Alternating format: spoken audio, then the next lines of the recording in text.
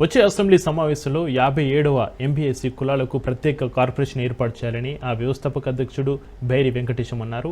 OU arts కళాశాల వద్ద MPSC కులాల హక్కుల పోరాట సమితి ఆధ్వర్యంలో ప్రత్యేక సమావేశం ఏర్పాటు చేశారు.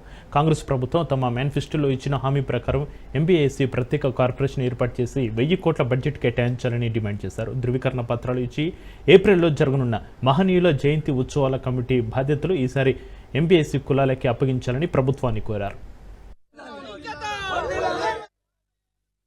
వర్గీకరణ కోసం చేస్తున్నటువంటి ప్రయత్నాన్ని అదేవిధంగా ఈరోజు రేపో మాపో అసెంబ్లీలో ఎస్సీ వర్గీకరణ బిల్లు ప్రవేశపెడుతున్న సందర్భంగా ప్రభుత్వానికి కృతజ్ఞతలు తెలియజేస్తూనే కాంగ్రెస్ పార్టీ అయితే తమ మేనిఫెస్టోలో ఇచ్చినటువంటి హామీ మేరకు ఈ 57 ఎంబీఎస్సీ కులాలు వీళ్ళకి సంబంధించినటువంటి కార్పొరేషన్ అమలు చేస్తామని ఏదైతే హామీ ఇచ్చిరో దాన్ని వెంటనే అమలు చేసి కార్పొరేషన్ వెంటనే ఏర్పాటు చేసి వచ్చేటువంటి అసెంబ్లీ సమావేశాల్లో ఈ కార్పొరేషన్కి సంబంధించినటువంటి ఈ బడ్జెట్లోనే నిధులు కేటాయించి అమలు చేయాలని చెప్పేసి ఎంబీఎస్సీ కులాల హక్కుల పోరాట సమితి పక్షాన ప్రధానంగా డిమాండ్ చేస్తా ఉన్నాం. ఈ గత ఉమ్మడి కార్పొరేషన్ ద్వారా చాలా అన్యాయానికి నిర్లక్ష్యానికి గురైనటువంటి దళితుల్లో ఉన్నటువంటి అత్యంత వెనుకబడ్డటువంటి 57 కులాలు ఇప్పటి వరకు కూడా కనీసం 7% కూడా పొందలేకపోయినాయి.